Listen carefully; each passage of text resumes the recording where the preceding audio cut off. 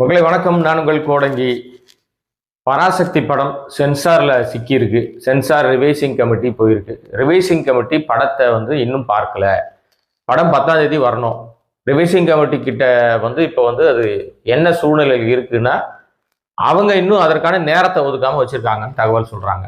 வேண்டுமென்றே சென்சார் அந்த revising committee தாமதப்படுத்துகிறதோ இந்த படத்தை வெளியில மக்கள் பார்வைக்கு கொண்டு வரக்கூடாது அப்படின்றதுல ரொம்ப தீவிரமாக அவர்கள் ஏதோ சதி வேலை பண்றாங்களோன்ற மாதிரி ஒரு சந்தேகம் எழும்பிருச்சு. இப்ப என்ன காரணம் அப்படின்னு சொன்னா, பராசக்தி பேசுகிற அரசியல் அது 65 காலகட்டத்திலேயே அது பேசிய அரசியல் காரணமாக இங்க மாநில மொழி விஷயங்கள்ல மிக தீவிரமாக நாடு முழுக்க ஏகப்பட்ட பிரச்சனைகள் இருந்தாலும் மொழின்னு பார்க்கும்போது நம்ம ரொம்ப தெளிவாகவே தமிழ் தான் பிரதானம், இரண்டாவது மொழியாக உலகில எல்லா இடங்களிலும் பேசுகிற ஆங்கில மொழியை நாங்கள் எடுத்துக்கிறோம். இருமொழி கொள்கை நமக்கு போதும், மும்மொழி எல்லாம் தேவையில்லை, இந்தியை திணிக்க தேவையில்லைன்னு இந்திய எதிர்ப்பு போராட்டத்தை மிக தீவிரமாக செயலாற்றிய மாநிலம் தமிழ்நாடு.